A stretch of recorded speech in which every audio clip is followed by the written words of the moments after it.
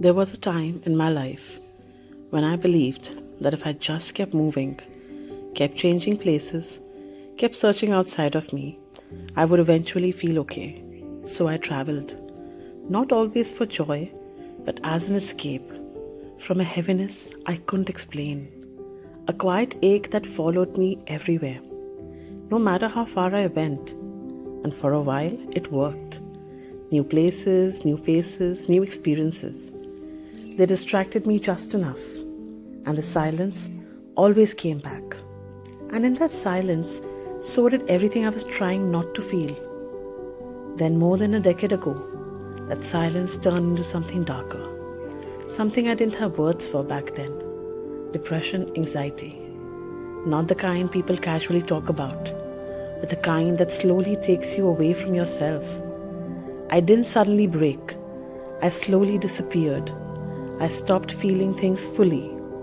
Even joy felt distant, unfamiliar. So I coped the only way I knew how. I numbed myself.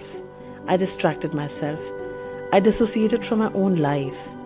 I became someone who could function, but wasn't really living. And somewhere in that space, I held on to a belief that maybe love would fix me. So I got married, thinking this would finally make me feel whole. But what I didn't realize was when you don't know who you are, you start becoming something who you think you need to be.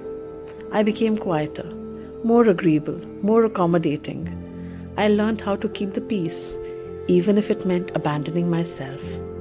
And slowly, so subtly that I didn't even notice, I disappeared even more.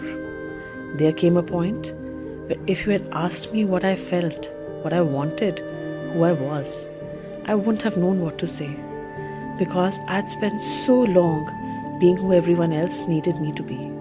I no longer knew myself at all. And then motherhood happened. And I thought this will change everything, and it did, but not in the way I expected, because motherhood didn't just bring love. It brought out everything I had buried. Old wounds, abandonment, grief I didn't know I was carrying. It all came rushing to the surface, and at the same time, I was holding postpartum anxiety and depression, trying to stay strong while quietly falling apart inside. Until one day, my body couldn't hold it anymore. I had a panic breakdown that felt like everything inside me was collapsing. And in that moment, there was no pretending, no more numbing, no more running. Just me and everything I had been avoiding for years. Something shifted, not in a beautiful or graceful way, but in a very raw, survival kind of way. I realized if I don't face myself now, I might lose myself completely. And that's where my journey back began. Not with clarity, not with confidence, but with honesty, painful honesty. I started sitting with myself in ways I had never done before. Feeling things I had spent years avoiding, meeting parts of me I had rejected, listening to a voice inside me that I had silenced for far too long. It wasn't pretty. There were days I wanted to go back, to numbing, to escaping, to disconnection, because at least that felt familiar.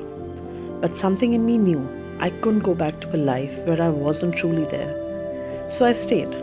Slowly, gently, sometimes messily, I started reclaiming myself. My voice, my truth, my desires, my boundaries. And somewhere along the way, I understood something. I wasn't broken, I was disconnected from myself, from my truth, from my own inner safety.